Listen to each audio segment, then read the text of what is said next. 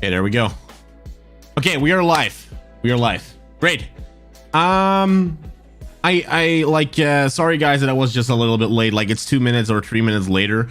Normally this stuff happens earlier because well, I prepared better. I was in the shower here very quickly, so just wanted to make sure that I was looking good for the stream. You know, very important as a streamer. For everyone that is already here, thank you for waiting. I'm sorry I was late. Today we're actually going to do a coaching session. So we're gonna be here with someone called Christy, who has been coaching me offline as well, which is going to make it pretty interesting in my opinion. So I'm gonna introduce you to him, guys. So just give me a second here. Hello, Christy. Hello. I don't know if you can hear me. Can you hear me? No route. Oh, Discord is having issues for some reason.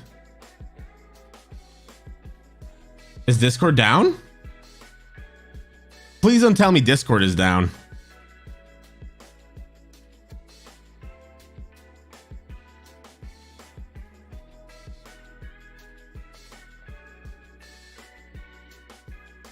Why is it not connecting? Okay, let me quickly restart Discord here. Everything's going wrong. Hey, what's up, Nat? What is up, Chevin? What is up, Hunter? Yeah, today I'm gonna be coached here, but we're having some troubles with Discord. Normally, like, we check this. It's so funny. We checked this 2 hours up front. Together, me and Christy, we were in a call. We went into the server. We saw, okay, everything's going all right here. Let me see here if everything is working. It just says RTC connecting constantly. It just keeps saying that. And I don't immediately see why it keeps saying that. No route.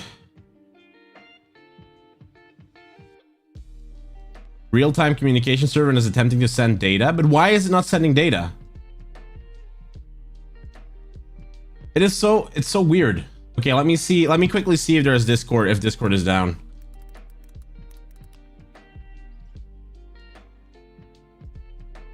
Oh yeah.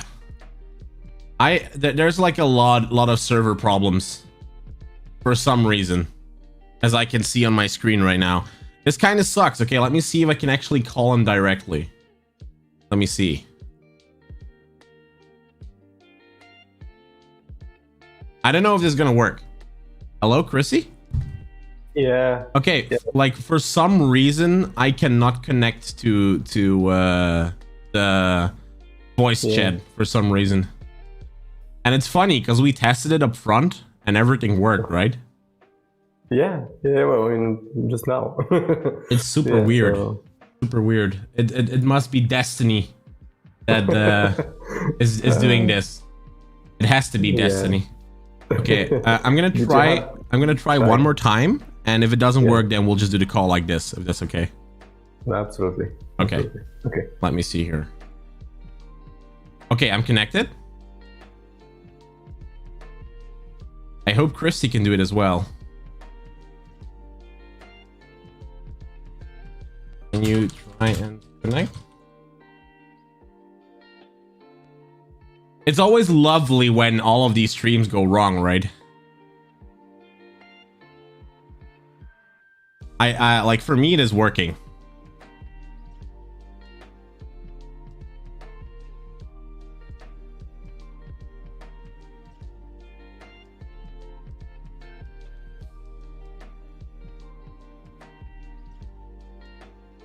Okay, hello? Can you hear me? Yeah. Oh, nice. Yeah. It is working. Woo! Okay. Oh my god. I was like, oh no, please don't let it happen. Don't let it happen here. Okay, guys. Here we go. Oh, perfect. So, let's do the reintroduction here for a second again. For everyone that is here, Nat, Chevin, Hunter, Ragnar, I hope other people are coming as well. I'm very sorry we had these issues. There was something wrong with Discord or YouTube and so on. I started just a little bit later. But as you can see on, is it this side? No, it's this side. So on that side, you can see Christy. He has been coaching me offline as well. And today we're going to do a live session, actually. So what you guys can actually expect here, at the end of the coaching session, you guys can ask questions to me and Christy, like how did the coaching session go? What happened here? And we're gonna begin actually with Christy maybe explaining like who he is and what he does and what certification that I think he is going for now, or have you already gotten the certification? I'm certified, but yeah. So let me briefly introduce myself. Thanks Nacho Yes. for your introduction. Kristi Ishkiopu, I'm a life coach, and I just finished now a certification, but I've been starting with the coaching route since 2014. With, if you're familiar with neuro-linguistic programming. Mm-hmm. So 2014 and 2016, the next level, and this is a new facet of coaching that I really enjoyed. I joined the school in the US, and then I went for their program. So it added to my, let's say, to my set of skills and to the way that I approach coaching. So I'm yeah, that's the thing. I'm in Belgium, and yeah, what I'm passionate about is to work with people to find their calling. So just like for myself, like I started on a journey that was going towards IT, finished computer science university, started as a programmer, then went to become a project manager. I'm still practicing now part-time, but since I've been bitten by the 2014, since I got to know this how this other facet of how can you work with people and how can you facilitate their personal growth.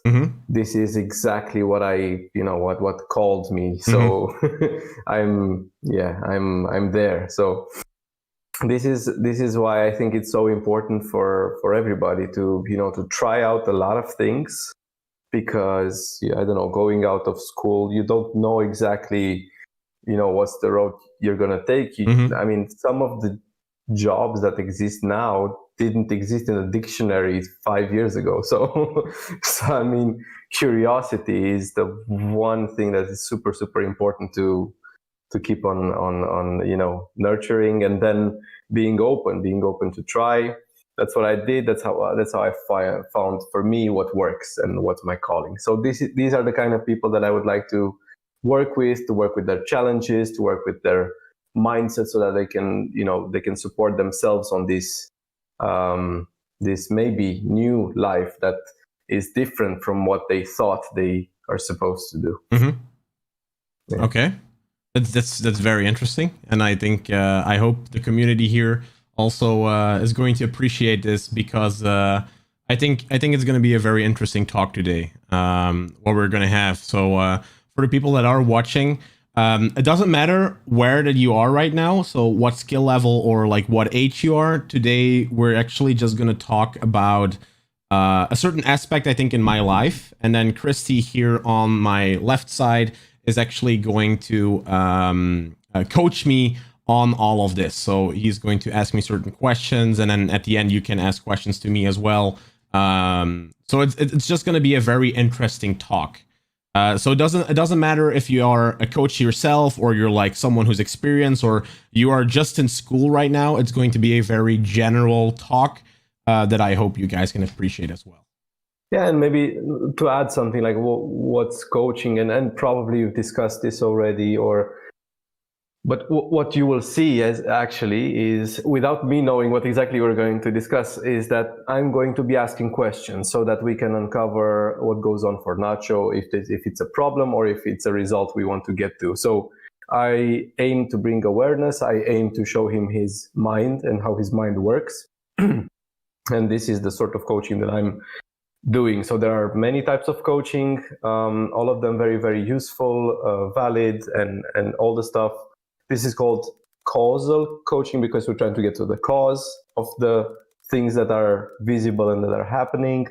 And it's also called transformational coaching because it goes a bit deeper into what's going on in our minds, and not only, you know, changing the symptoms or changing what's at the surface.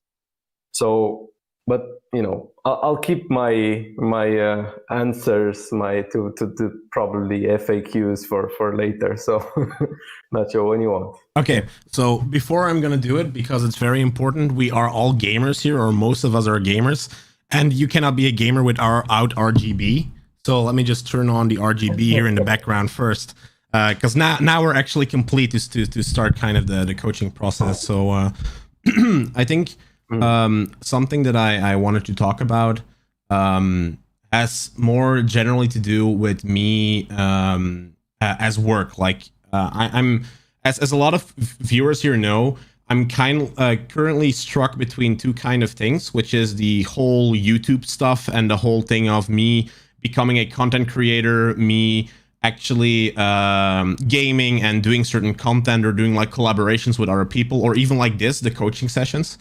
And then on the other side, I have my own company in PC repair and in security, which currently gives me a lot of stability. And then I'm talking about money-wise. So I'm very stable, capitalized or like money-wise. But the thing is that right now, the job is not fulfilling, I think, enough of what I want to do. Because what I do, or I feel what I do in the security sector right now only benefits on the very long term. So it's like when we do something right now, it's not appreciated. It's very hard. Like change is incredibly difficult because people just want to stick to their old ways and they're like, security is not important. While if I'm looking at the YouTube stuff and I'm looking at the coaching stuff, like the gratification there is almost instant. The impact is really visible, and people come back multiple times saying like, hey, remember that time we had like this coaching session? It was really great because it helped me. Right now I'm here, thank you so much. So there's more appreciation from the people itself of what you do. And to grow my YouTube channel to like 100,000 subscribers was a goal I set for myself, but I find it very hard to find the balance between life. So the thing is that if something happens at work that gives me the stability to do all of this other stuff, then it takes away so much energy that I sometimes have to say, oh, I can't work this evening anymore for the YouTube channel, because if I do, I'm going to be exhausted for the stable work. And if I'm exhausted for the stable work, then that will cause instability, which means that I can grow. I have more stress. More stress means it's going to go worse and worse. Bad sleep, like I've been there. And I just don't know how to make that transition. Well, what are we talking about exactly? Is you managing time? Is it you managing priorities? Or is it you acknowledging the fact that balance doesn't necessarily mean equal hours gave, in one. So what exactly are you trying to achieve? So what I actually want to do is to have stable enough income on the creative sector so that I can actually invest more time in that creative sector, which just will make me grow exponentially, because the more time I can invest, the better the channel becomes. But to get to that point before it becomes stable, you have to be at like 100,000 subscribers, at 1 million subscribers. So you have to do a lot of effort where you are financially unstable until you get to that point where it becomes stable. And the problem there is, like, the moment I would lose my stability that I have right now with the security sector, which is not fulfilling what I want to do, then I cannot achieve the other part. So it's kind of like a hate-love relationship. Like, I hate it that I'm doing the security stuff because I want to invest more time in the creative stuff. But if I don't do the security stuff, then I can't even try the creative stuff. So can you do them both? That's what I'm doing right now. So what I'm doing right now is I do my full-time work on the security stuff. If I have to overwork on security, I will give that the first priority because it gives me that stability. and then whatever energy or time is left, I will spend on the channel.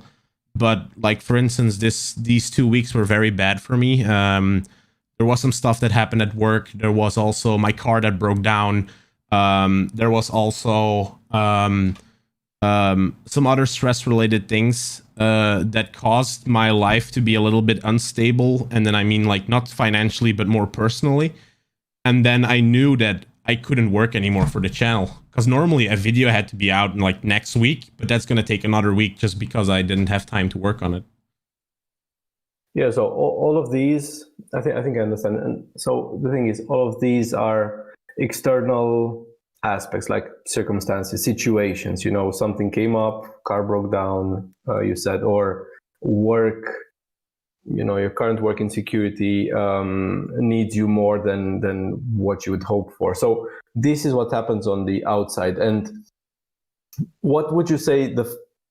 How do you feel about these vampirizing of the time from your YouTube activity? Well, what's the feeling? The feeling every time I can't work on it, I feel what's it called? I feel disappointed and also sad sometimes, because it's something that I really, really want to do, but I just don't have the energy for it. Like, literally, I would be sitting in the couch and I wouldn't be able to say like, oh, now let's get up and let's start working on videos, instead of spending, for instance, time with my girlfriend, which also needs to happen on all of that. And it just feels exhausting as well. Like, for me to walk up at that point and go and say, okay, I'm going to work on videos right now. Like, there's so much energy needed that I just can't put myself to do it. Yeah, and I think we're not going into a direction where I suggest that you throw time at the problem, like don't sleep for 2 nights and it will be okay. Yeah. But what I wanted to also do, while to understand the context, is to zoom out a bit. So I understand recently there was some situations, and it's helpful that you mentioned some examples, like what happened that, you know, disturbed the initial agenda for the week, let's say. If you zoom out, okay, and so you made a choice for the moment to have both activities ongoing. So this security job that brings you financial stability, and this job of content creator that you'd like to pursue long term. What would you say? How would you say you're handling these? Like, you know, you having done the choice to do them in parallel, zoom out, last 3 months, how is it going? Well, the thing is, if we zoom out and look at the big picture, if everything goes perfect, you will see that the line that I've drawn for myself to say like, okay, this is how I want to go, it mostly goes like that, because the schedule also is set up with a little bit of buffer and with like a little bit of things that I can do, or like I can ask my girlfriend like, hey, is it okay if I spend this day working on a video instead of with us together, and then she understands why I'm doing it.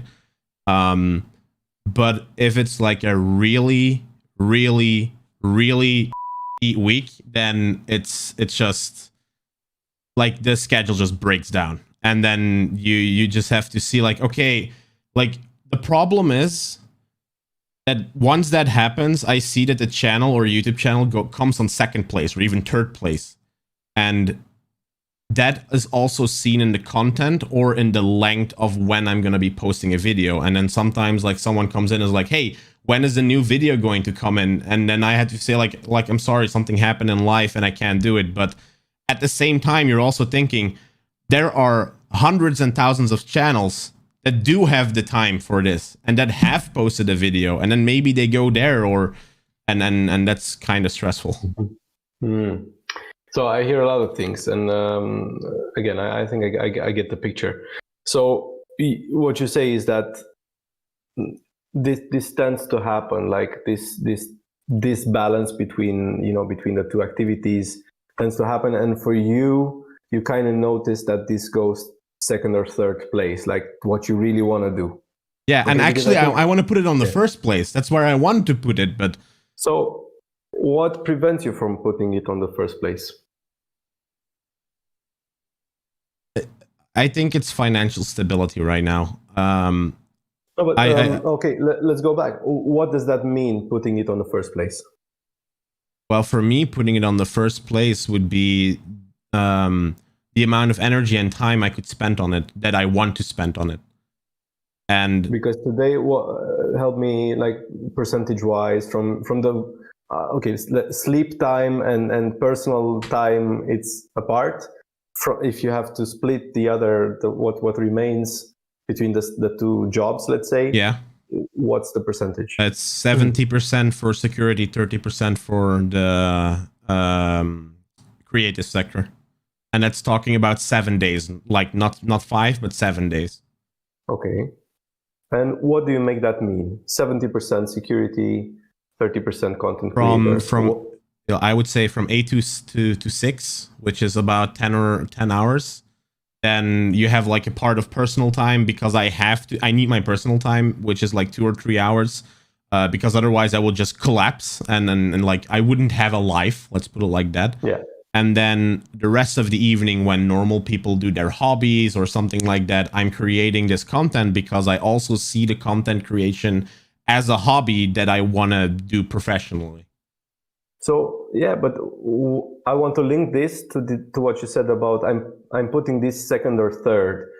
Why do you say that? Because I mean, for you, it's linked directly to the proportion 70%, 30%, or it's something else. Can you elaborate on that question?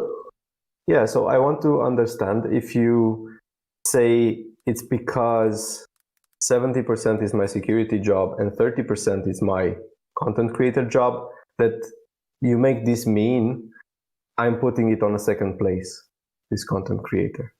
I'm curious if you associate quantity of hours spent to the first place, second place, etc. Well, sometimes yes, because I feel that the actions that you do define what your priorities are. So for example, people tend to say, yeah, my first priority is family, right?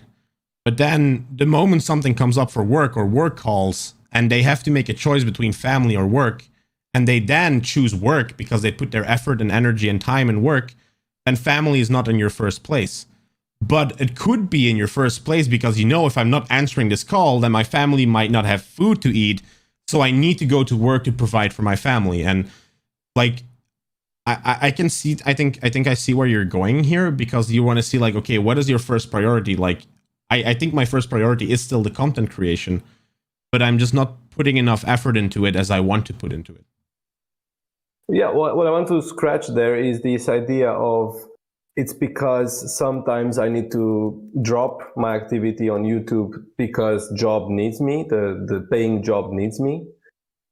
That means I consider it less important. And I want to shake that a little bit to understand if is this really an equal that we should put there? Because again, throwing an idea, and I'm curious what you think about it.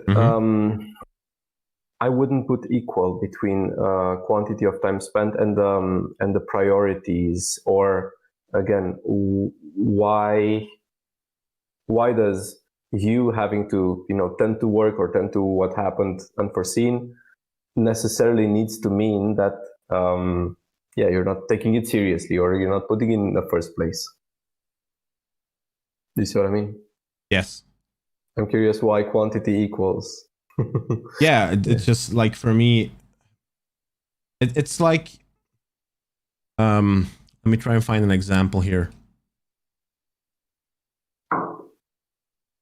Let's say you're playing a video game, and in the video game, there is something that you really want. You want like this big ass sword with like fire and flames and ice everywhere. But before you can get there, you need to put like certain effort into it. But before you can unlock to buy the sword even, you have to do like 10 or 20 side missions that actually has nothing to do with gathering money for the sword. But you have to go through the missions, because if you don't go through the missions, then you cannot even buy the sword. So you're doing like tasks that not directly are in there, even though you're still working to get the sword. It's not going to, like, the actions you're doing do not fulfill that, because what you actually are thinking about is like, hey, I want to get the money to be able to buy the sword.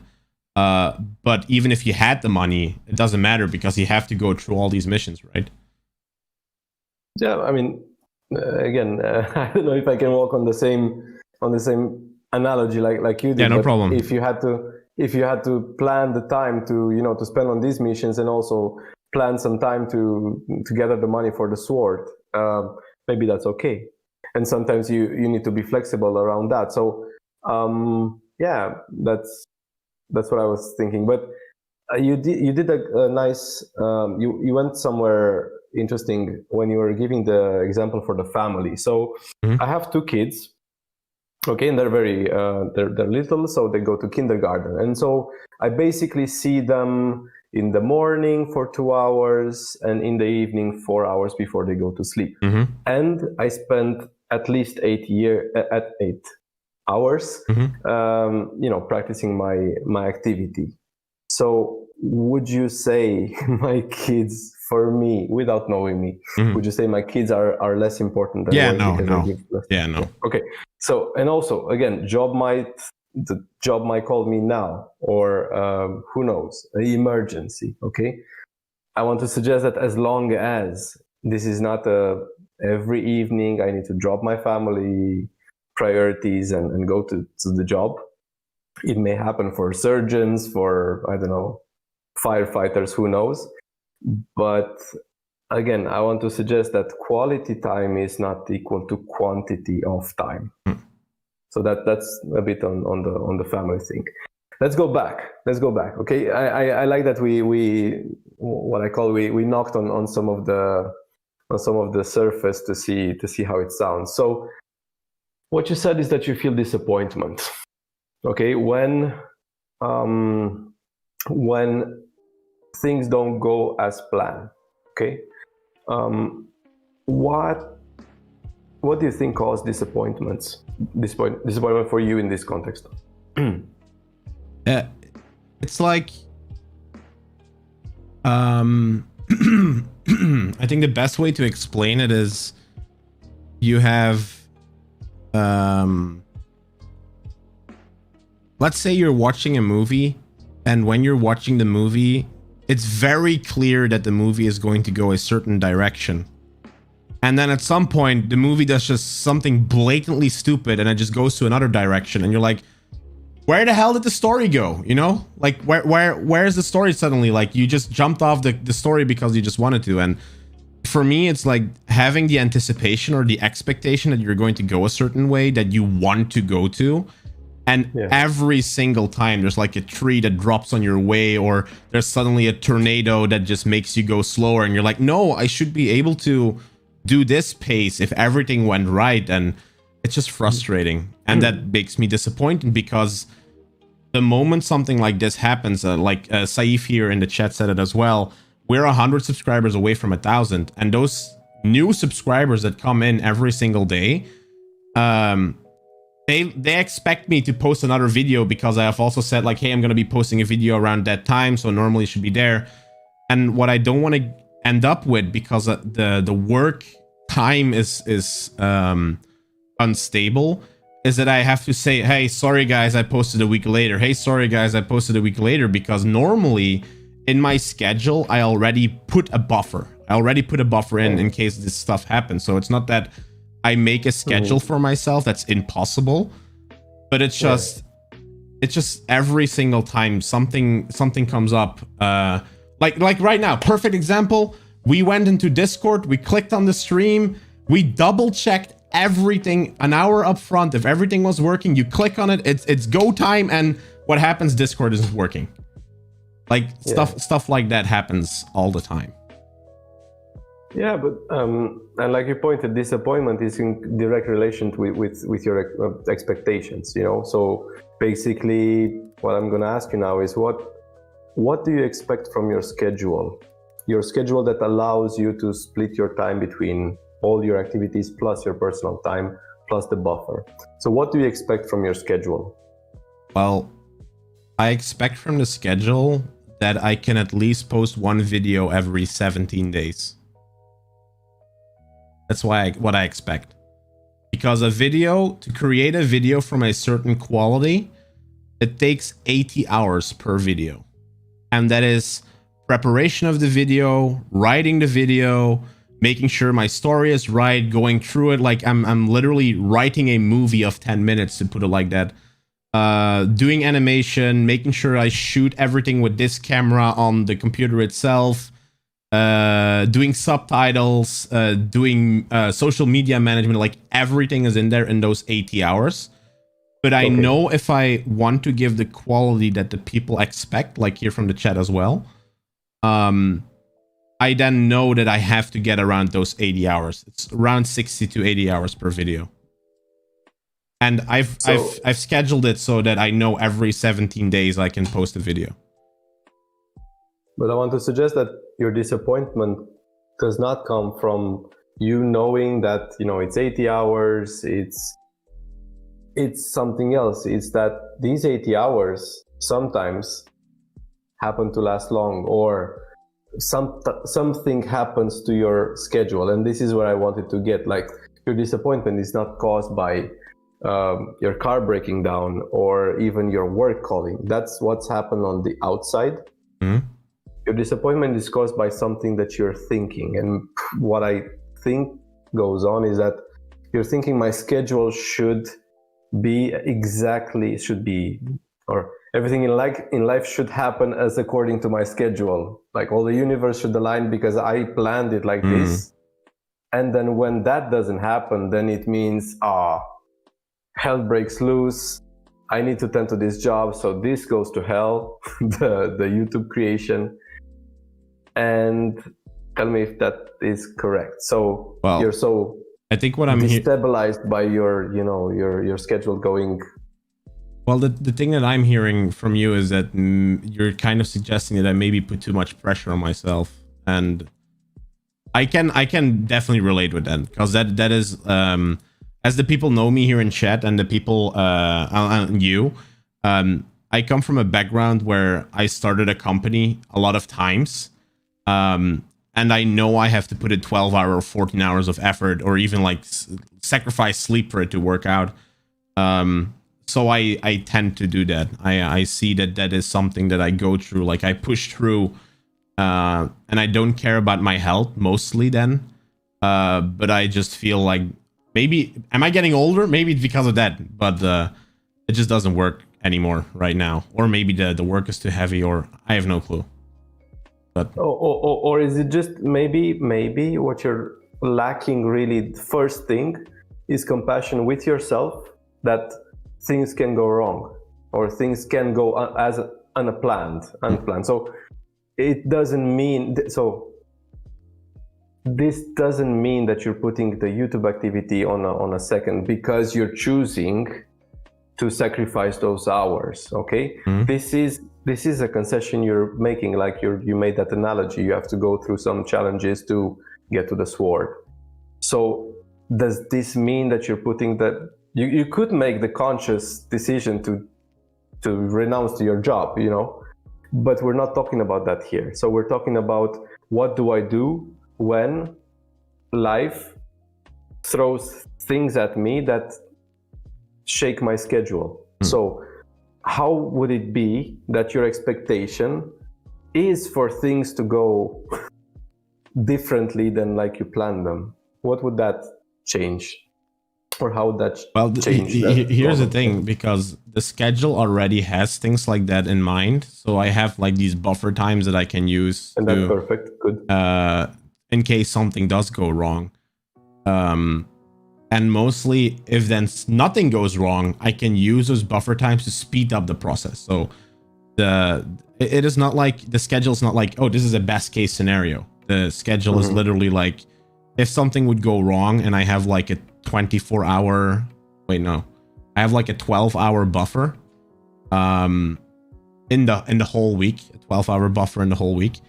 I should be able to still do it, but it just like in really, really bad weeks, like the ones that I've been having right now, the two past weeks, you know, it just doesn't work out. For example, how many times does your car break down, right? You hope it doesn't happen, Yeah, but right now listen, it happened twice in 2 weeks. So but what I want to suggest is that car breaking down, you're just gonna replace it with a word, okay? Situation, or let's call it unforeseen situation, okay?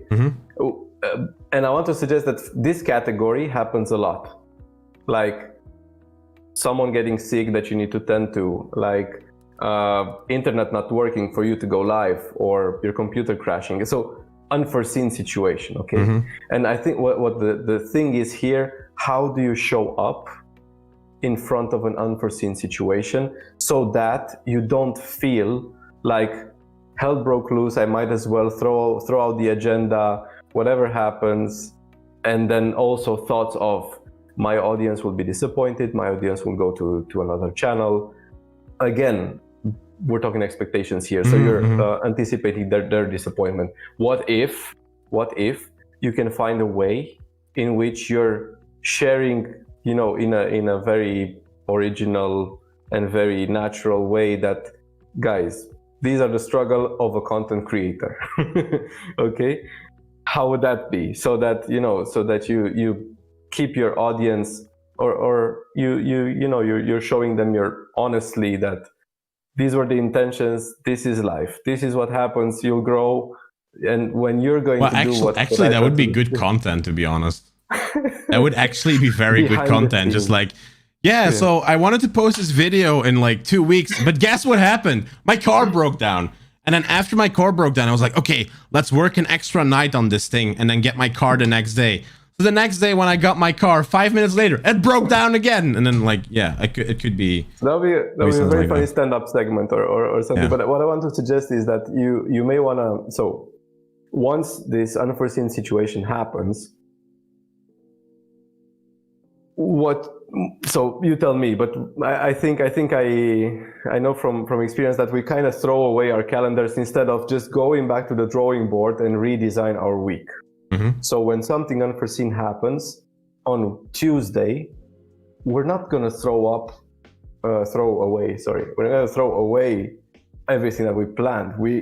What I suggest is that we go back to our calendar, to our to-do list, I suggest a calendar and really planned, and to go and see what you can do. You say you put buffers, that's great, but again, we can talk about time management. It's something that I'm very passionate about. And the thing is, or there are some secrets there or keys, like if you plan on a calendar, never put big chunks of time and something very vague. It's very useful to put a buffer of maximum 1 hour probably each day, so that at the end of the day, I don't know, it's 6 p.m. You're looking through what you did in the day. There's something that happened unforeseen and you had to attend. Then you can use that hour to make up for something else. But I mean, again, if we're doing a parenthesis to talk about time management, what I know works is that you're always planning maximum 1 hour chunks of time, and then also not one after the other, because again, context switching, you know how it happens. So you also say, like, after every hour of chunk you also put an hour buffer, or no, but probably like 5 to 10 minutes, so that you can actually switch context and not go into, oh, I'm already late to my another hour of, you know, whatever you plan to do. If you have to do context switching, like if you say from 8 to 4 it's my job, like it's my security job, that's something else. But if you say from 1 to 2 I do this, from 2 to 3 I do this, from 3 to 4, I suggest to put a little bit of break between them. It never, or put 55 minutes and then 5 and 55. But that's, you know, that's a bit, we're going into details here. What I want to do for you, like, Nacho, what I want you to see is that unforeseen events are rather normal instead of a surprise. Yeah, but it just sometimes doesn't feel like normal, because I like, let me put it like this way, right? I'm okay with unforeseen events. Like, they happen. like I've been a professional for 5.5 years right now. Like in the beginning when you're young, you're like, yeah, I'll just go to my job and everything goes perfect. Like I've seen it in theory and I click on this button and woo, it magically works. You'll learn pretty fast it doesn't work that way. But the thing is that what really is happening is there are so many unforeseen events that the bucket that just fills up with those unforeseen events overflows, and I think that's where the problem happens.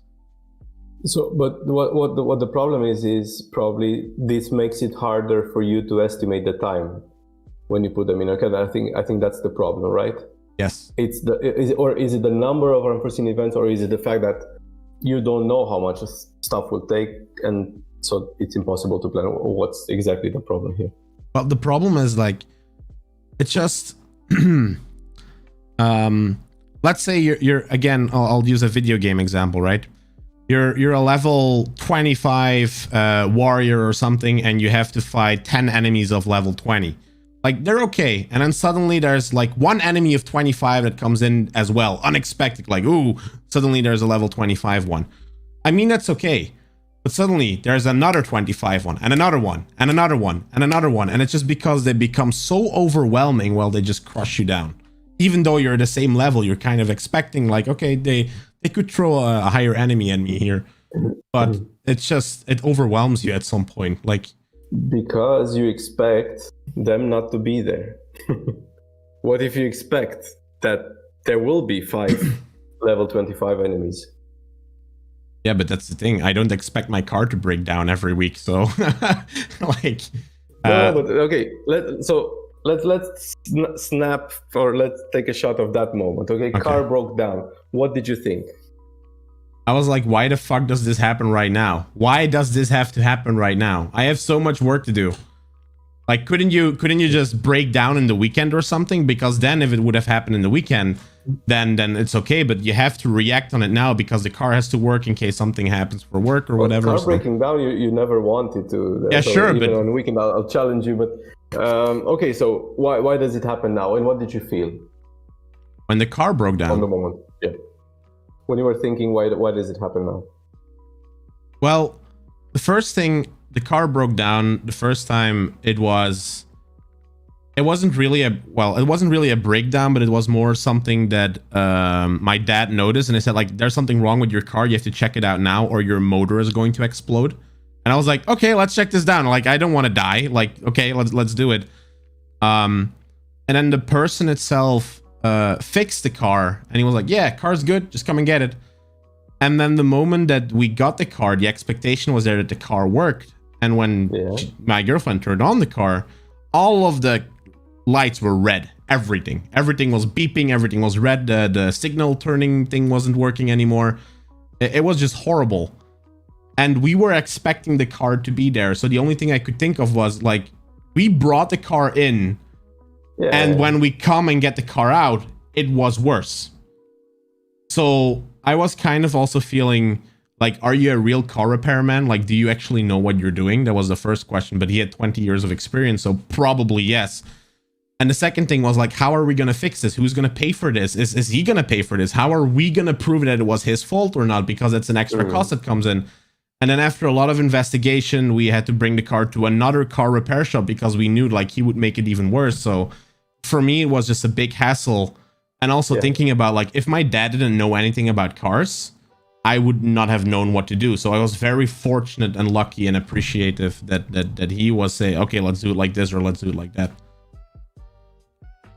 However, this incident created a problem for you. So I'm trying to get to, was it again disappointment? Was it something else, like your thought of why does it happen now? Well, the thing is, at the time of it happening, I was working and I was also in meeting. I was getting called because something had to happen right now, and it had to happen right now because the car broke down and a decision had to be made. And for me, I was like, yeah, but I'm mid-meeting right now. Yeah. I still have a lot of work to do. I cannot think of this car. Please solve it yourself somewhere in my mind. And the only thing I was like, okay, let's put my work on the side again. I'll just work a little bit longer, even though I had buffer time and so on. And okay, let's do it like this. Let's make this decision. Let's do it like this. But the problem was no one else could make the decision because I'm the owner of the car. I'm the owner of the company. I need to make the decision for them and so on. So it was just anger. It was pure anger. Okay. And not anger at the person, but anger at the car, I think. So what did you do when you felt anger because you're the only one to solve this? We solved it. Kind of give snappy answers at that time, even though that the person, and that was my girlfriend who was calling me, I should not have been so snappy against her. I told her after the call as well. I was like, I'm sorry I was so snappy, but as she understands, I was in a meeting. I needed to be fast. The only thing I really was thinking of, like, okay, let's solve this as quickly as possible so I can continue on my job. And then when I was still angry mid-meeting, I had to excuse myself, say like, hey, sorry guys, something happened, the car broke down. So they understood as well. But to calm yourself down again from that angry level you were, to have a normal meeting, like, imagine someone is right in front of you and he says, if you can answer me calmly, I'll give you $1 million. And just before you're going to answer them, you see someone burglaring like an old lady and you punch him in the face because you're just so angry at this burglar. And then you have to go back to the guy and like calm yourself down so that you can get those $1 million because you have to be calm against them. Like that is how I see it. Like if I get mad, it's the guy. Have you seen the movie where you have all of these people in your mind, and then one is like a blue girl that is sad, and you have the red guy that is. It's like the emotions, the different emotion ones. Inside Out. That's the one. Yeah. Well, I'm the red guy sometimes. I can be like, like I can be like this. And you know, it's okay. Internally, I will never do that externally. Okay. But what I think you're creating is overwhelm. Yes. What I think you're describing is that in this sort of situation where you know, you had an idea of how your day was supposed to go, and then something happens. Let's say here a car broke down. You are thinking, I'm the only one to solve it, or you can have other thoughts that are similar. But what was available for you as a feeling out of that thought is anger. Mm-hmm. So you acted in a certain way, you were snappy, you couldn't focus on the meeting, you had to excuse yourself and then get back to into a state. And then in the end, what I think was happening, if I can see that fly on the wall, is overwhelmed. Yes. And I want to suggest that it's not the car breaking down that caused overwhelm, and it's not the car breaking down that caused you to be angry. It's what you were thinking. Mm-hmm. Okay. And I'm again, this is not a free ticket for you to be angry at yourself because you are thinking that. It's the opposite. I want to suggest that the thing that should be available for us when things go wrong is compassion. Okay, things go wrong because we did something wrong. Well, listen, let's first acknowledge ourselves for what we are. Like, we sometimes are messy, we sometimes, out of the best intentions, we do the worst things possible, okay? Mm-hmm. But then, does it serve that we are angry at ourselves? What does that create, okay? And what I suggest is that you, even if it sounds like it's an excuse for us, that's a more,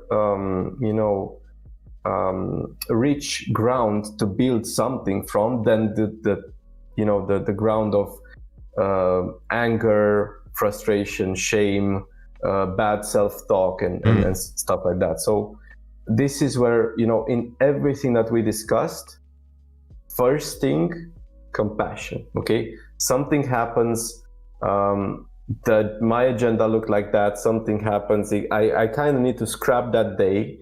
So then I'll go back tomorrow to replan my week. I start with compassion. I start with, things happen all the time. Bad things happen all the time to everybody. Everybody can understand. If they don't, that's absolutely their choice as well.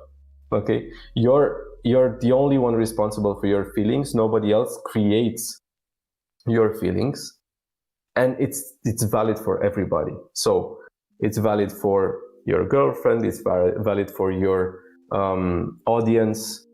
They may choose to believe whatever they want because you did not post a video today and you'll post it tomorrow. They may choose, I appreciate that he's going to post it tomorrow. I imagine that he had a struggle. I knew I had one last week. They may think, he's really not, committed, so I'll better go check somewhere else. That's their choice. Just like you can do whatever you want with what they are saying. So again, let's establish some ownership here. And then let's see what's the best ground to start from. Even if, again, in the moment, it's natural to feel angry. That's also part of the compassion. Like, it's completely normal for you to not love the fact that your car broke down and that you are in a meeting and that. So it's normal to be angry. It's normal to be, but then the problem starts at how do you show up? Once that situation in that second happen and in the red lights and all that. So that's my suggestion here. Like, this is where the problem is. This is if we talk days after the event, is anger still the feeling? Can it be something else? No, I think that's a good thing, right? So it's in the moment itself. I think it's very real and also very extreme sometimes if I get overwhelmed, of course, because let's say that my car broke down and I was not in a meeting, I would not have reacted that way. It's just because I'm currently busy and I really have to do something that probably the reaction was more extreme.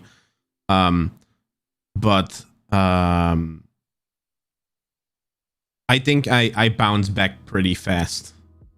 So for me, let's say that I have had this hard week, or 2 weeks actually, even 3. I had actually 3 very, very hellish weeks.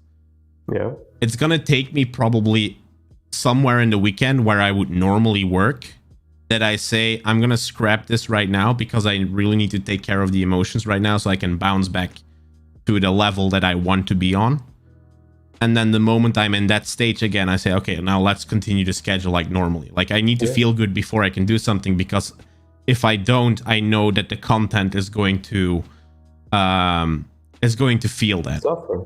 Because absolutely, like your action when you do your best work do not come from disappointment and anger and overwhelm. They come from a place of, I'm committed, I'm talented, I'm from this sort of right ground. So you do good if you already know that this is where you start. You're not just, I'm angry but I have to get this done. So yeah. So you need to take a little bit of time to level the field and then find the best the best emotion to be in. Because I don't know if I hope it's useful for people who are watching, like to just become aware of why do I spend time talking about what we were thinking and feeling and circumstances that are in exterior and actions and all that. So there's a certain sequence of, if we take a second of a situation and if we try to dissect what happens, is there's a certain sequence of, or there's a certain category where we can put things. Like when we talked about this event, like let's say car breaking down, this is the external situation. Everybody who walks down the street can notice the car breaking down, and they might have thoughts about that, which are very different from Nacho's. They may think, just the car breaking down, probably he expected that, or who knows what. So for them, what would cause for them is, I don't know, being at peace with the fact that cars break down sometimes. Who knows? What I want to say is that car breaking down is a completely neutral thing. It's called a circumstance. It's an external situation. This starts to no longer be neutral when we're starting to have thoughts about it. Car is not supposed to break down. This is a thought. Okay.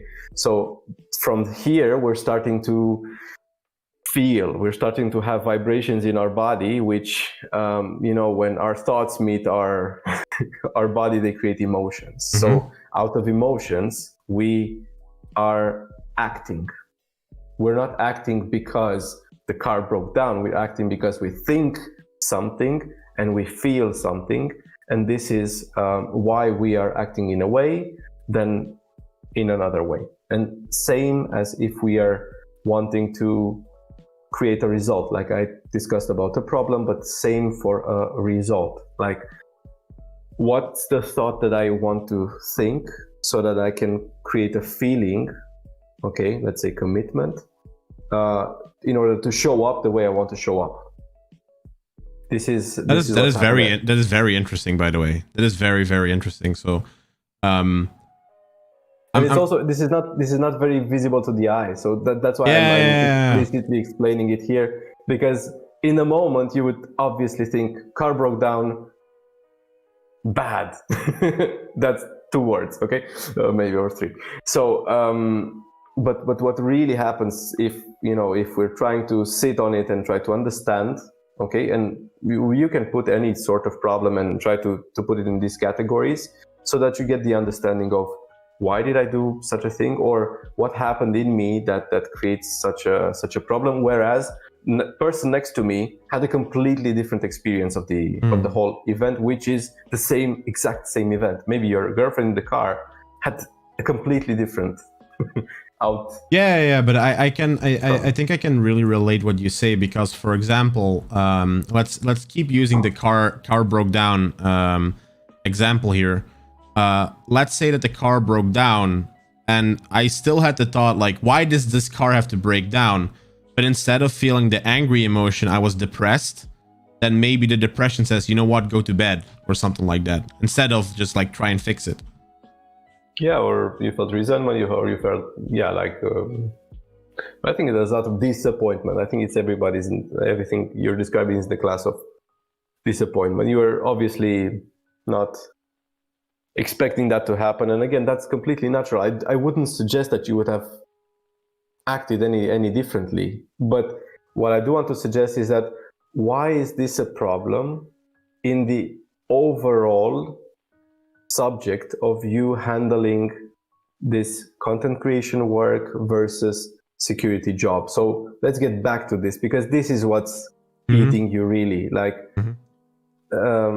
this stuff happens, and we did a zoom in to explain a little bit what happened in the moment, and the idea of thoughts and feelings and all. But let's say next week you're gonna plan your week, and Monday, I don't know, I don't want to suggest anything, but a comment comes down. Think of something that may go wrong. Yeah. Okay. And in a tight pack schedule, because you have to probably catch up from last week's. Yes. What will happen? Well, I think still there. I don't think my main problem is just with events happening. It is just being overwhelmed by events. So I feel for myself that I have a pretty big bucket of events that are happening. I mean, it just happens in life, and I have thick skin, right? It's the same thing. It's the same thing because I know in chat it sometimes happens. It's the same thing as someone in chat comes in and he says like, oh, you look like a whale or something like that, right? Because the thing is, just give me a second here. Because just as I said that, it happened. It's so cool. So cool. It's like, oh my God. No, there's, for example, right now someone in chat said, I'll just say it. Can you give a shout out to blah, blah, blah, right? And then blah, blah, blah is another channel because they want to promote themselves. It's like a self-promotion thing. And for me, that is not really a problem because I can just click it. I just say, okay, you're banned right now. Cool. Thank you for being here. Or someone comes in the chat and says like, hey, look at this guy. He's a whale, because I'm very aware. Like, I know I'm a very big guy. I'm very sturdy. Like, I have got a good amount of weight, but I don't care about that comment at least, because over the years, I've developed a thick skin and I've developed like a certain bucket that can just be filled in, right? But if something happens, and definitely at the end of the week, through the whole week, and I don't recharge at some point and it just keeps on filling, then when a couple things happen at the same time and I can handle them at the same thing, then it just overflows, or like there's no problem with just events itself. It is just like, okay, my car is still broken down right now. I know there's still some stuff at work happening right now that I still have to fix. I still have to catch up on certain things. So my bucket, I'm starting my week. It's already filled up half or even 75%. And until I fix these things, it's not going to go down. So if then more and more things come up, then it just overwhelms every single time. So, and I think there is my biggest problem. And I want to separate, if we're talking about me walking down the street and you and reading about what's happening to you, I don't see that bucket. That's a bucket that's in your mind. Okay. Yeah. And that's a bucket that you fill in with your thoughts. Again, car breaking down, again, they're not happy events. Like objectively, nobody really, apart from the mechanic, for him, it's a very happy event. Yeah, that is true. But I want to say this can happen. Okay. And with time, you can maybe train yourself to be at peace. I'm not suggesting that you should be happy about it, but to be at peace with, I will take care of this tomorrow because it's not in my schedule, but tomorrow I can see a window where I can take care of this. And so that's the feeling that I'm suggesting, to be at peace, or to be, intentional about the things that happen. They don't have to fill a bucket. They actually don't. It's your thought of, I need to take care of this, and I need to catch up, and I need to. So these are the thoughts that fill your bucket. And the good news is that you are the one creating them. Okay, so I think what you're kind of saying is that even though I'm going through work and I'm going through all of these things, that at that time I'm doing the work, I should not be thinking about the car. But then that's where the problem also is, because it's nothing that I can shut down, right? It's I think it's the same phenomenon. I think some people in the chat have it. I think some people in the chat have it as well. You go to bed and you're like very tired and you close your eyes, and at that moment your brain is like, oh, let's turn on and let's think of all of the bad stuff that happened this week, and then you can't sleep and so on. Like, how do you turn these elements off? Well, I can suggest something, but it's not what I tend to, it's not what I typically do in coaching. But there are many, methods of, either meditation or simply putting a time in your agenda, like tomorrow, the day after tomorrow, to solve this. Like, you will not be solving it thinking about it in bed. What may help also is that you to realize, what's the thought that's keeping me awake.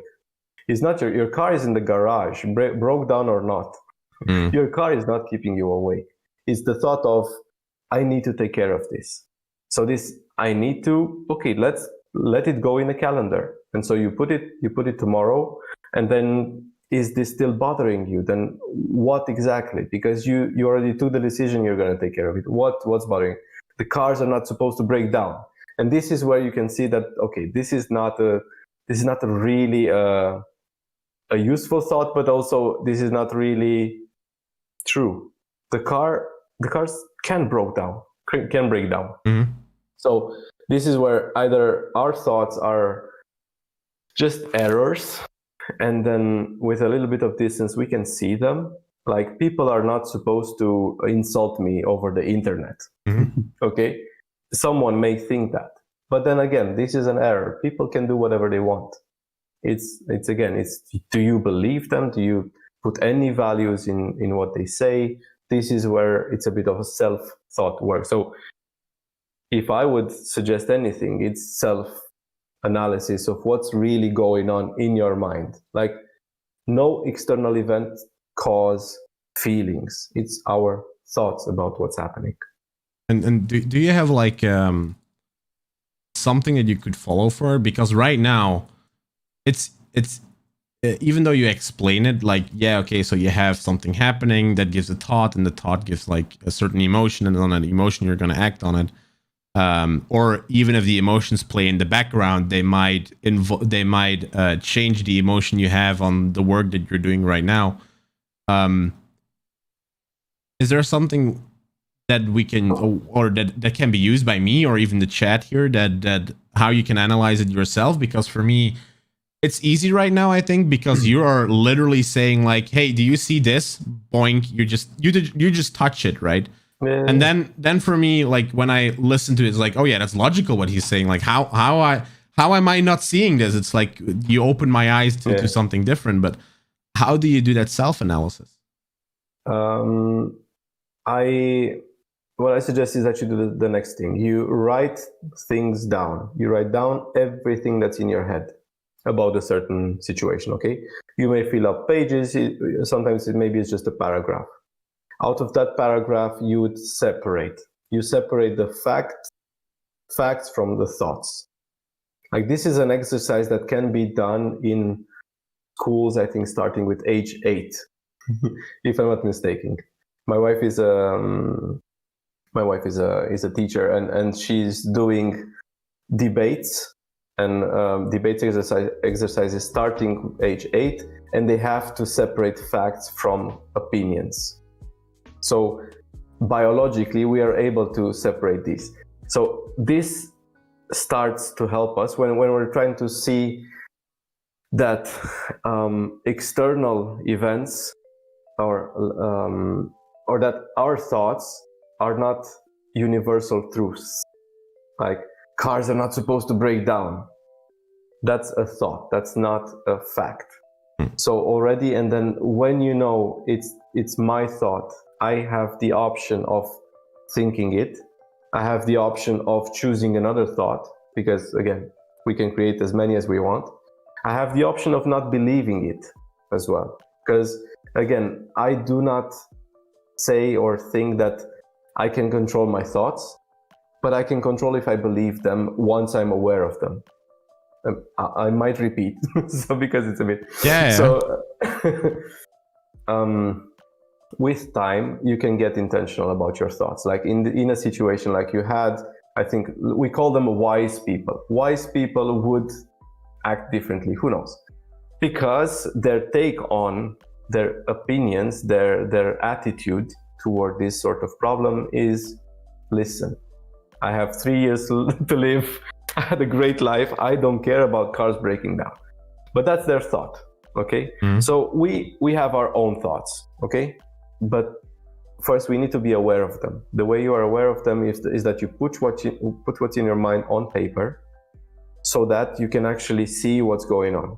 If it's in our mind, unless you're working with someone, either a therapist or a coach, it's difficult to subtract that thought. Okay, so this is the problem, but put them on paper and then start to notice what's the hard truth, scientific truth, facts, reality, and what are my thoughts about them.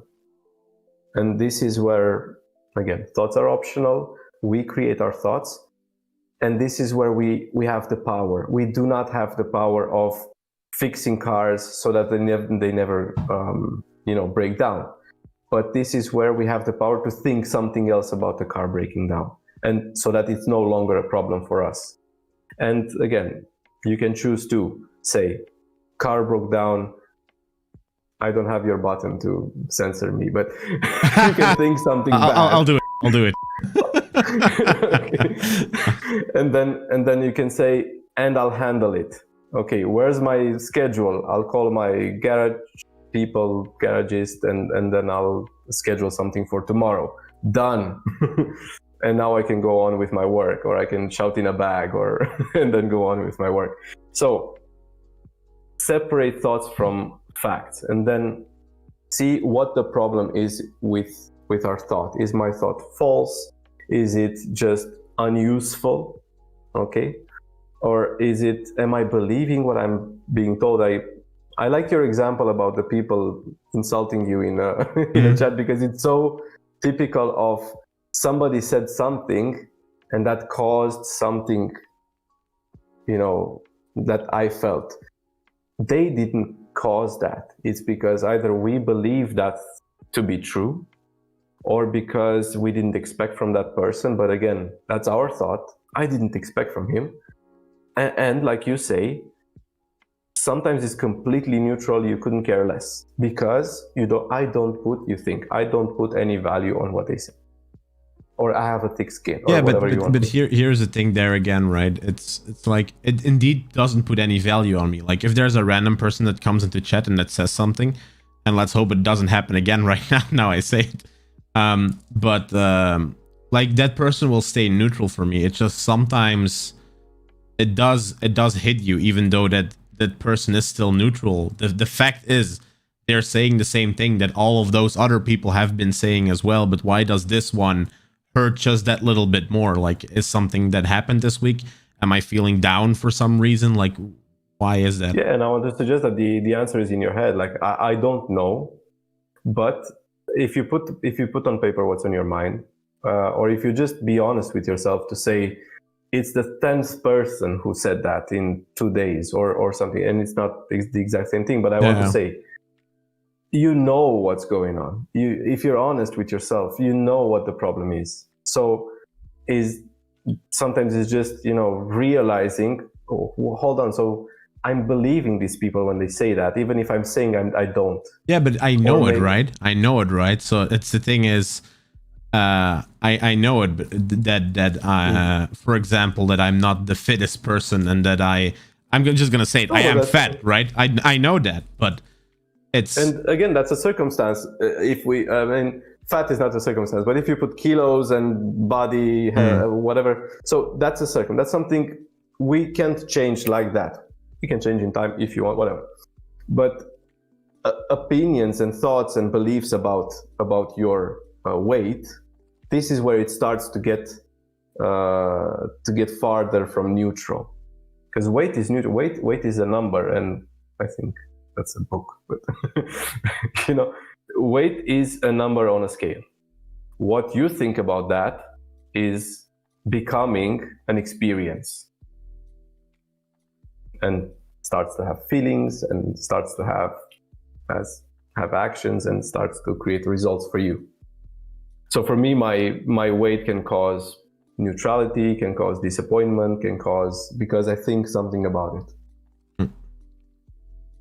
So the real question is, what am I thinking? So everybody should ask themselves that. When I have a problem, what's my thought? What am I feeling? They're correlated. If it's easier, what am I feeling? I feel anger. Why? What am I telling myself? What do I make the situation mean? That's a very powerful question. Like, why does this thing that happens exterior, like I pick up the phone, my boss says, you need to get down here, you can cancel your plans for the day. Why is that a problem? Okay, because I'm thinking blah, blah, blah. Okay. Now I see we've already been coaching for 1 hour and 15 minutes. And what we mostly do, the last 15 minutes of the 1.5 hour session, actually, we kind of give like a summary what we talked about, and maybe the way forward here. So if I'm not mistaken, I'll try and repeat you, because normally the coachee has to do it, and this time I'm the coachee, right? I think what I've understood from today is that certain events happen, and because of those events you get actually a thought. So it's not the event that is making you mad or that is giving you a feeling, it's the thought that you have about the event that is happening. And for everyone that can be different, right? And then actually maybe even that if someone is thinking something differently gives me a thought about them, and then that is going to give an emotion, which is actually very interesting if you think about it, because I don't think a lot of people see it that way. I think a lot of people see it the way like, for example, something happens in your TV show and you see it happening, and then you correlate that what is happening on a TV show with the emotion you have, but it's the thought that you have about that moment that is really, really giving the reaction that you're doing right now, which is a very interesting perspective on that I don't think we've had on this channel before. So that is a very, very good one. The second thing is that what you're saying is that the thoughts that you have should only matter for the things that you're doing at that time. So let's say that I'm at work, then I should not be focused on that my car is broken down and so on. I should just focus on the stuff that is happening at work there, and schedule the other thought for another time. I don't like the shoulds, the should sentences a lot, because this only adds pressure. So what I'm saying is that, well, indeed, if I do suggest to be present at what you do. So if you're at at dinner with your family, be present at dinner with your family. If you're at work, be present at work. That this is where you do the best in that experience. But now, how can you be present is indeed to acknowledge what thoughts you have. Like, I don't know if you're familiar with meditation exercises and all that, but this tends to quiet the mind.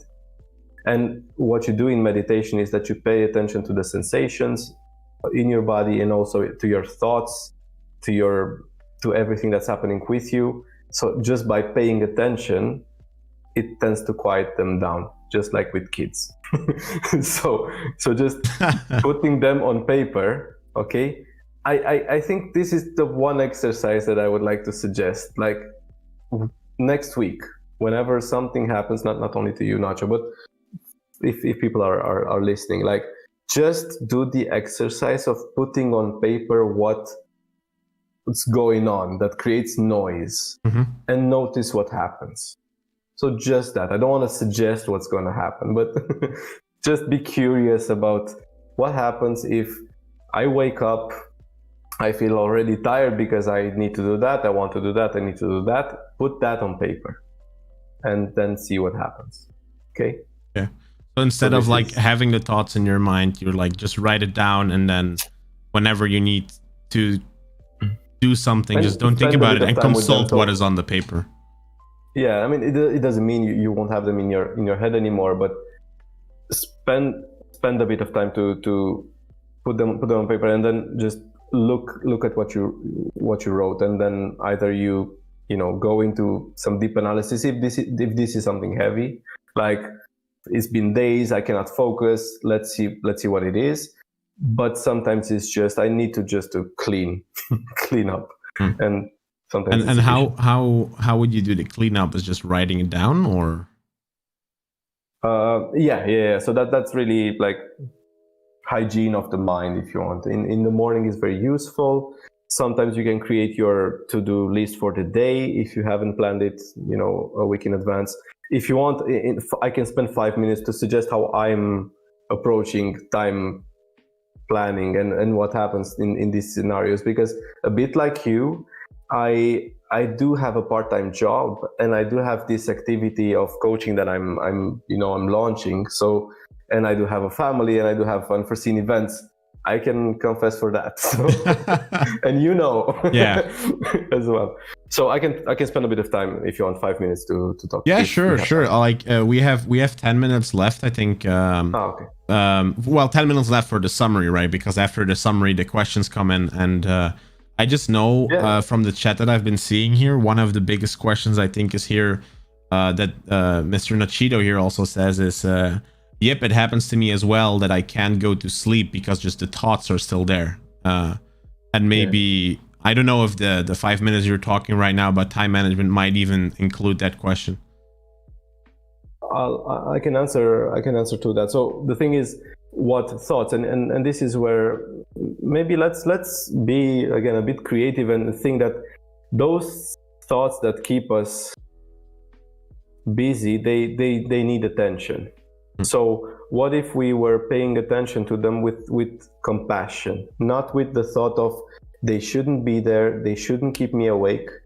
Should. Do you notice what we're doing here? So putting pressure on ourselves to go to sleep regardless of what's going on. So again, thoughts, if we use this kids analogy, like, can you really go to sleep with kids yelling next to your bed? No. So, but what if you were paying attention? What if you really listen to what they have to say?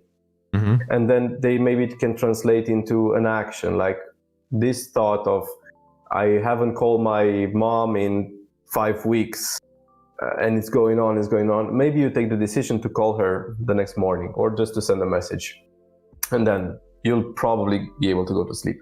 So sometimes they translate in an action, or sometimes it's just something that you can notice to be untrue, or sometimes it's something that you can just notice this is optional. I'm thinking this and it's not useful. Like I'm thinking my client may go bankrupt, and so what will I do? But again, thoughts are optional. Why am I choosing to feel that? How is this not true? Why does my brain go there? Those are some useful questions to talk, with your mind, instead of thinking I should go to sleep. I should sleep. Why am I not sleeping? Why am I? So engage in the and I conversation. think because what I hear here as well, right, is as you're saying a lot of like asking yourself the question like, why am I thinking this and why is this going? That's what I think is just easier with a second person, because right now you are asking those questions to me, and for me, I won't say it's For me, it's like, how is the self-analysis on there? Like, how is 12-year-old Jimmy, for instance, going to do it? Like, I don't think he's going to go to his mom and say like, hey, this is going to happen like in school or whatever. Like, this is what journaling, like just writing it down on paper, is a step in that direction, and then see for everybody can have different experiences with that. So some people are very familiar with writing things down. Some people need to type it in or some. So it's different from person to person. Some people really fill up pages. I personally tend to fill in half a page on a certain situation. So it depends. But what I want to say, it's a step in the direction of acknowledging your thoughts and again being not trying to push them away, to shove them away, to quiet them down. Hear what's going on. What's the noise? What's going on? Okay, that's what you do when you hear noise in a room, right? You open the lights and see, okay, what's causing the noise? Okay, that's my suggestion. Journaling. I mean, again, there are other activities. Some other people may say meditation, whatever. But I'm not trying. I don't want to suggest anything that would, avoid us listening to what's happening. I want to face them, because this is the only way they will transform into something that is useful. Okay. So, I mean, you were doing the recap, I think, of what we discussed. Yeah, I don't know if that's true. I think you were still going to do the time management thing, right? Yeah. So this is not something I invented or whatever, but I noticed it's useful for me, and it's a tool that I've been using from the coaching school that I've been trained on. It's a process where I plan for a week. So I obviously have ideas for what's going on in 3 months, but I plan for the week and possibly the week after. But the week after, I don't put details. I plan for the week, and I start with putting my personal time in my calendar. So personal time also means lunch, preparing food, shower, whatever. So everything that is, leisure, walks, go getting kids from kindergarten, it's in my calendar first. Then now from the list of, so maybe if we have a to-do list of the week and it's in order of priorities, you start to put them in the agenda. It's useful that we estimate the time. It's useful that we don't. So, and we can get better with estimates. This is a bit of a tricky thing, that you shouldn't judge yourself if 1 week you planned and it's completely out of it's not really corresponding with the reality. No problem. Take the feedback, see what you estimated badly, make it better the next week. I'm still iterating. Let me tell you, in regards to some activities, it's weird how some activities that I want to say I have no idea how much time it will take, they take exactly the time that I give them. That's something else. So let's also be confident in ourselves that we can estimate. And sometimes you say it's going to take an hour, it's going to take an hour. Same thing, you say 3 hours is going to take 3 hours. You probably know how it is if you're editing videos. Yeah. So that's the thing. Put them in order of priority, and then one thing that is very, very important, because I don't think I said anything new until here. Probably everybody knows, like, priorities, put everything on calendar, but sometimes we don't think to put activities that we do like naturally, like eating or I don't know, preparing food, and that does take time. So let's be mindful about what are we doing, like even I don't know, preparing for sleep or whatever. That should be on the calendar. Otherwise, it's not a true image of how many hours in a day we have. What it's interesting to do is to really stick to the commitments, even if you may disappoint some people, even if mom calls but you will not pick up. you see her name on the screen, but you will not pick up because you made the commitment to yourself ahead of time, and you'll call her at the end of the day whenever you have some free time, whatever. But we tend to jump to these things and we say they're urgent, and they're really not. And one thing that helps is that ask yourself, if I was not at home when this happened, like a delivery came, or I don't know, or my girlfriend wanted me to help her with something, and I will choose to say no sometimes, even if I'm helpful, even if I know sometimes I renounce at what I had planned. But if I really want to stick to my commitments and to really be satisfied with the way I plan, let's take this commitment of time. For me, is important. It's important how I plan my time, because it's the only way that I'll be proud of myself at the end of the day. And also, it's not that you're not taking into account the others, but it's you spend at least an hour to plan your week with a brain that was able to plan, with a brain that was not in emergency mode, and you really thought this through. And it would be a great gift to you if you would really be able to stick to the plan, to really stick to the personal commitment. Like, again, I'm familiar with a corporate job. I'm familiar with email from boss. But what if your email was not open? What if your Outlook was not open at the time, Yeah, but I think there, and that's maybe a discussion for another time. But there, and why I also want to say it's a discussion for another time, or maybe even offline, because we don't have a lot of corporate people in the chat here. Okay, sure. But that is one of the biggest problems, I think, also. And then maybe I'm talking more about like the boomers and the more people that have not gone through this, like we the younger generation has. But they expect sometimes too much. Like, you have to be 24/7 live, well, 24/7. You have to be immediately available on chat, because like chat with Teams and Slack and so on, it's like it's immediately. If I call you, you have to pick up. If I send an email, I want you to answer as quickly as you can, because everything's an emergency, right? Like, they only, the thing I see in corporate way too much is they only look at themselves and not at the other person, and that's another discussion, but this right? is where it can be, but I think the idea of commitment to your schedule time is important, because again, they might expect that you answer on Slack or whatever immediately to their call. But what if you were, I don't know, if you were at the restroom? What if you were going to fetch your lunch? And okay, is it really an emergency? What I heard is that, is there blood involved? This is an emergency.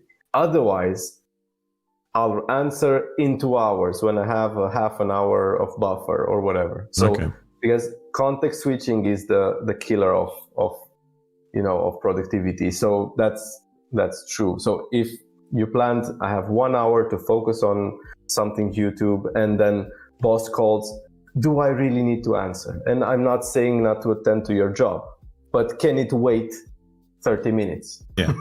That's really the question, Okay. And there are some other principles, but I'm also time sensitive. So no, I think here, to be honest, for me personally, I think I've had a wonderful session. I think it was a good session. I think the biggest thing to take away from this, and I think for all of us here, is the fact with the something happens, a thought comes out of there, and from that thought there's like an emotion, and that emotion is going to cause your action, what you're going to do, or at least influence your action. Because I'm not 100%, well, I can see why the emotion is going to do the action, but I think that emotion still goes through like a filter. It fuels. Exactly. That's what I think is also correct. Like it still goes through something that is going to influence the actual action that you're gonna do. And I think like when you're like a child or something, I think they will actually react on that emotion that comes out of the event that is happening. And throughout the years that you grow up, you learn more to see like, okay, I know I'm feeling angry right now, but if I react this way, then it's going to have a less positive outcome than this, but I'm still angry. So yeah, I think that's the biggest thing I'm going to take away here. Now, for the people that are here in the chat, if you still have questions for me or Christy here, feel free to ask them. I will definitely supply them to Christy here. I'm also going to double check because we are currently, I think, with like 50% of the normal people that are watching, just so that you know. So it could be, of course, that we might not have any questions now, but they can definitely come later on the video, because I know people rewatch certain streams, and I know that one of these streams is one of the videos that probably people are going to rewatch, because they will literally see where this is going to go through, like how certain feelings are. And I think one of the most important questions was answered is about, yes, I want to go to sleep, but my thoughts are there. And then I think one of the good things there is as well is like, okay, acknowledge those thoughts, write them down, see what's going to happen. But because I've not done it myself, I'm gonna try the test and see if it helps. But I'm not sure. I'm not sure yet. I'm skeptical. Let's put it that way. It's okay. I hear skepticism as curiosity, so let's okay. I'll test it, see what comes, and then what comes is interesting to talk about, you know. So yeah, we can. I mean, we can have a follow up and see, did people try this? What are the challenges of doing this self work? Like, I have a self coaching course that I wrote from, you know, explaining the model that you're now familiar with, and also suggesting these steps. Like we call this thought download. Then picking a thought from the whole download of what's the problem with me not handling my agenda correctly. Then we pick a thought, or we pick a feeling, or we pick one thing of the whole story. Mm-hmm. And then you'd start to build a model in a way that is coherent. So I want to know, if I'm feeling that way, what am I telling myself to make me feel that way?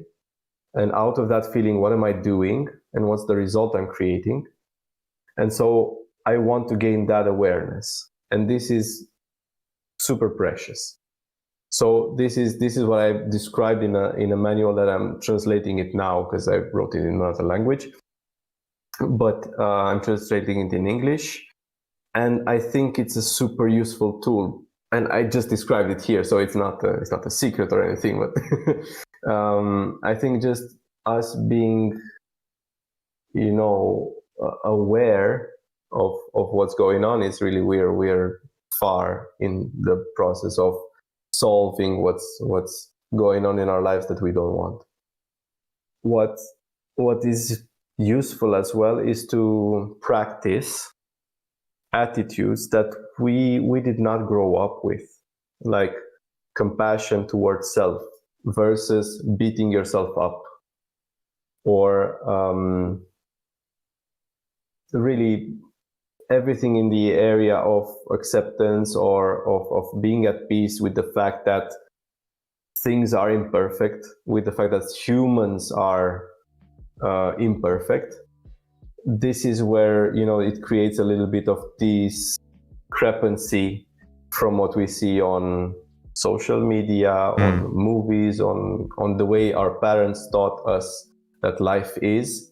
Like, let's acknowledge the fact that, you know, everything is imperfect, that unforeseen things happen to screw up our agenda, that we don't handle things like we want to in the moment, and let's be gentle with us while trying to fix that, just like we would be with a friend or with our kids, or with, you know, when a friend comes to you and says, I really screwed it up, you're not going to beat him with that. You're going to say, don't worry, you did your best, or something like that. Well, yeah, but we don't tend to do that with ourselves. I also think that is still a good thought, but there is going to be a point where the people you converse with do not have those thoughts anymore. Like, for example,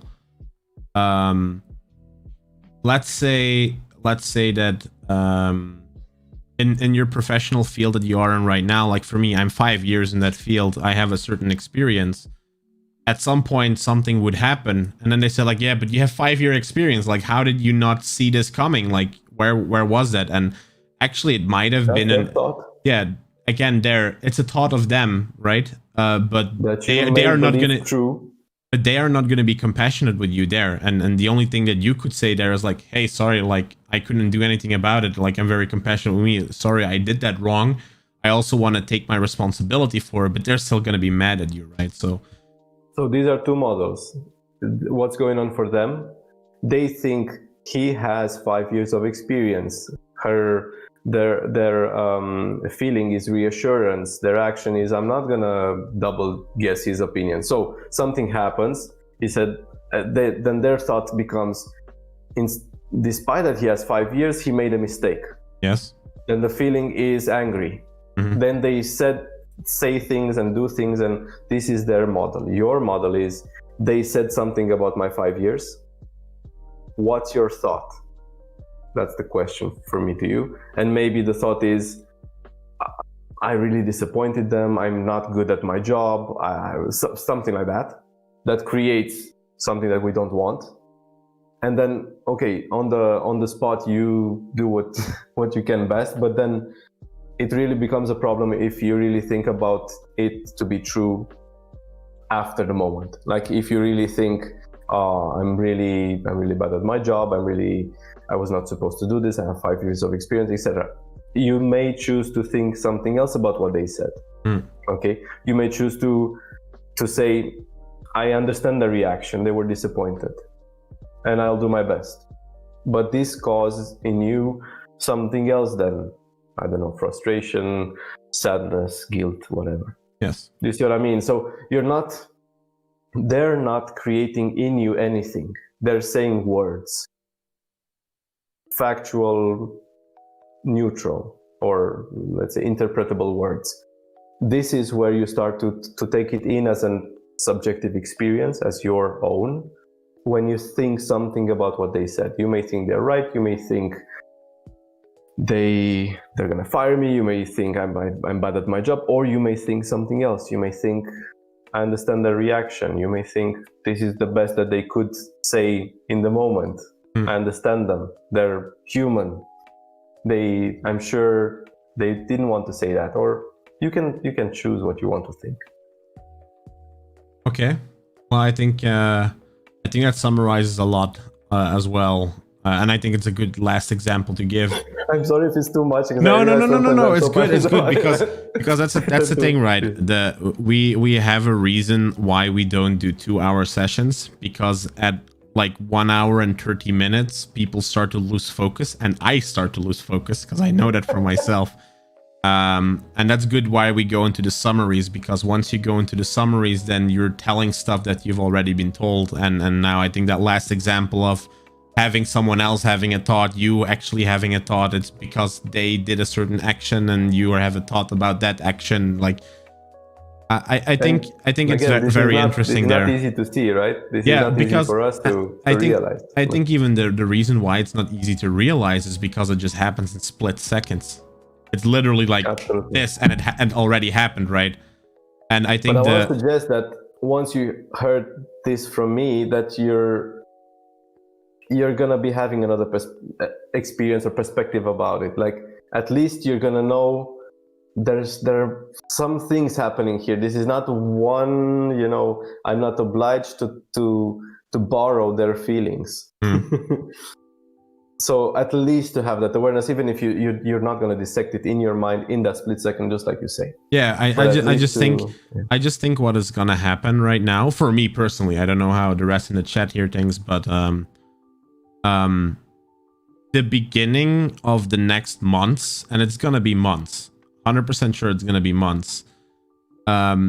I'm gonna have to take the time for myself to learn this skill, because it's going to be a skill where it's gonna take a couple minutes in the beginning where I'm like, okay, I'm thinking this is something that happened. What is my thought? What is this? And it's gonna take a while, and people are gonna be like, hey, why are you thinking so long? And then I can just say probably like, hey, just give me a minute, like I'm trying to process something here.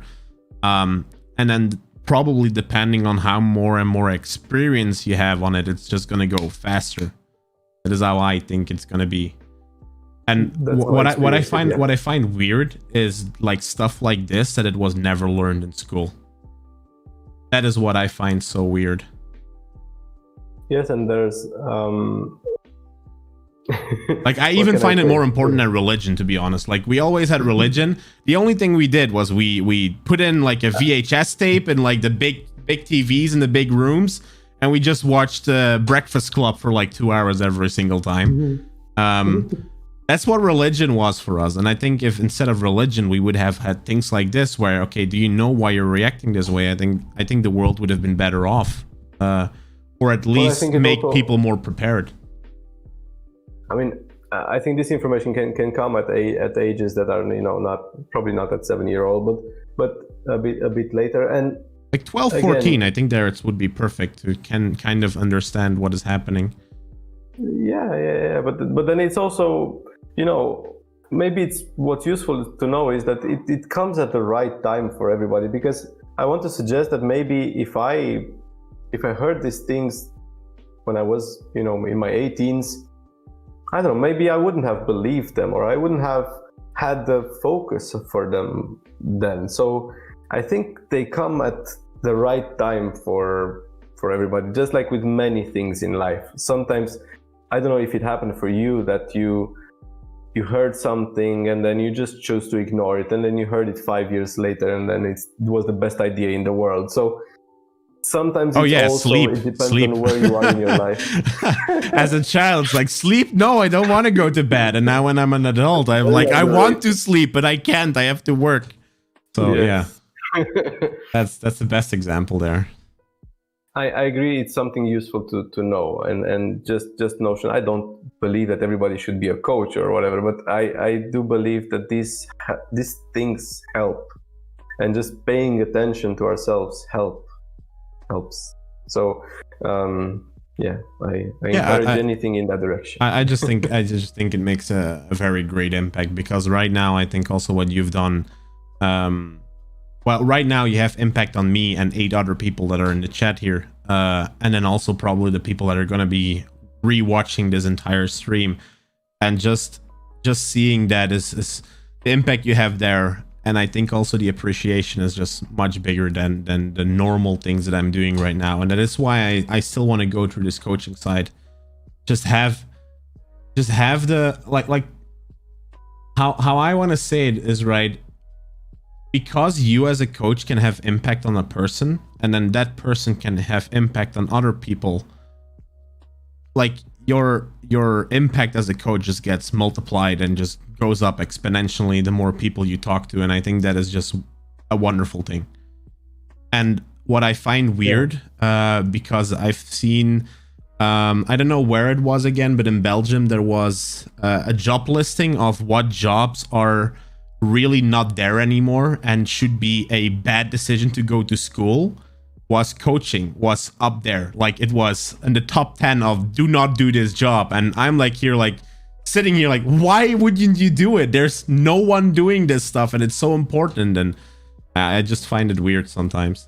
I want to say that it's a word that means a lot in different areas, so I don't know exactly what was the context there. I don't know. And again, not everybody should be a coach. Of course, I'm not saying that. I think the skills, I don't know, the skills that a good coach has, like just listening and the ability to show the other person the way they think, I don't see any harm in that. So like I consider myself a facilitator, period. So I'm not a mentor, I'm not a guru of anything, I'm not an expert. I'm an expert in trying to see what's going on in people's minds, and I'm still learning this skill, you know. But this is my ultimate goal, to be able to show you your mind. I'm not going to transform you. I'm not going to make you feel better. This is not the purpose. Yeah. But the purpose is awareness and curiosity and this sort of stuff. True. I think we have came to the end of the session here. There have been no questions that came in, but if they would come in later, I could still contact you and we can maybe privately discuss like a couple of them.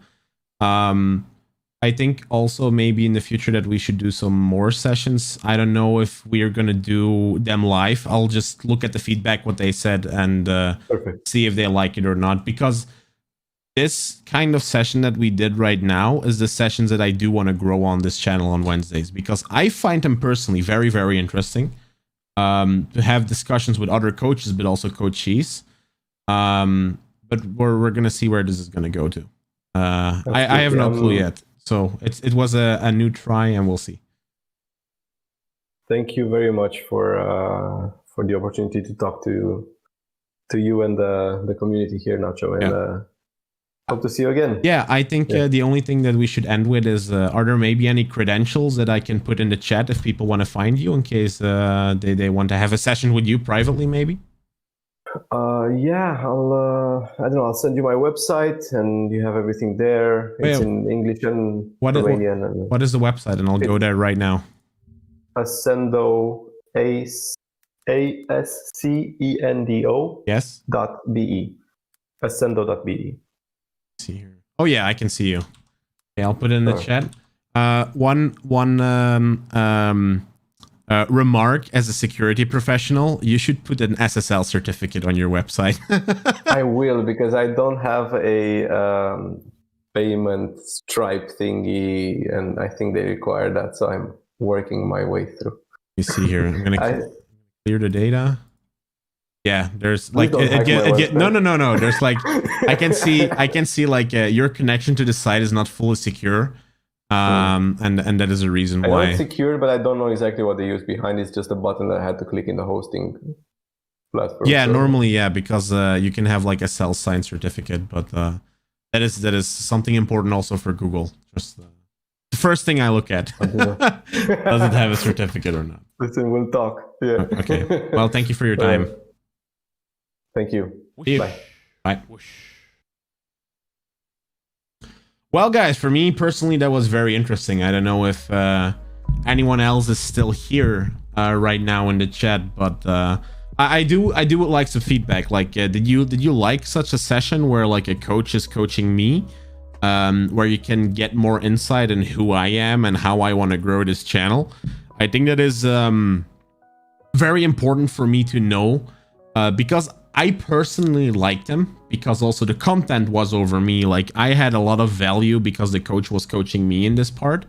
But I don't know if the value for you guys was the same here, because normally I do want to do these coaching sessions more on Wednesday, where we talk about certain coaching stuff. And then on Tuesday and Saturday, we still do the gaming stuff. So if you guys would have any feedback, that would be very much appreciated. But for now, it is going to be the end of the stream. So I hope you guys really liked it. I personally liked it a lot. I'm going to be talking with Christy like a little bit on the side here as well. And I hope to see you guys next time as well. And everyone knows how we end the streams here. We end the stream with a high five. In 3, 2, 1.